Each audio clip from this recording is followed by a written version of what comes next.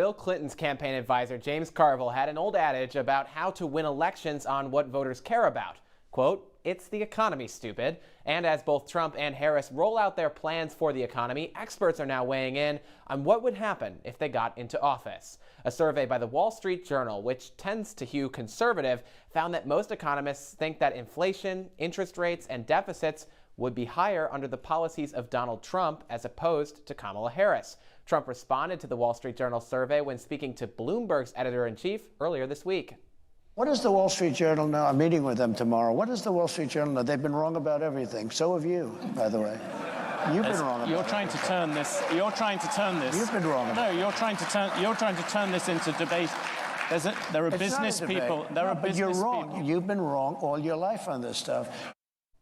Now, Trump says the Wall Street Journal has been wrong about everything, but the numbers don't lie. Studies of tariffs enacted in Trump's first term showed that they were often passed along to consumers that were buying imported goods. The Harris campaign has pushed for their own proposals, like expanding the child tax credit and tax breaks for small business owners, but they're also warning that cars, toys, and even tequila could cost more thanks to what they call the Trump sales tax if he's elected. They even sent out billionaire and Shark Tank shark Mark Cuban to explain.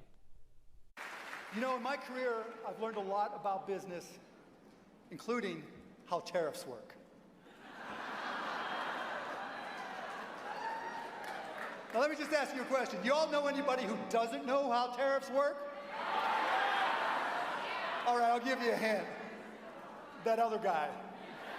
This man has so little understanding of tariffs, he thinks that China pays for them.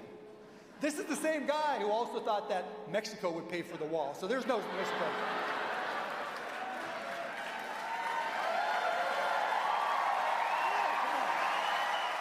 All right, Luke, I also want to get to something else that Donald Trump discussed in that interview at the Economic Club of Chicago. He also talked about the Federal Reserve and Chair Jay Powell. He's been critical of Powell recently, right? He has. He said that Jerome Powell has not been doing a good job as Fed chair. I want to play for you what he thinks about the role of the Federal Reserve.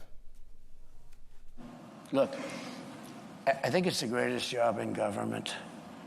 You show up to the office once a month and you say, let's see, flip a coin. And everybody talks about you like you're a god. Oh, what will he do? I mean, before, the guy used to walk into my office, he was like begging. Oh, he was fine. But you did talk about you talked about removing him once. I did, because he was keeping the rates too high. Yeah. And I was right. And you would do that again. In fact, he actually dropped them too much when I did this.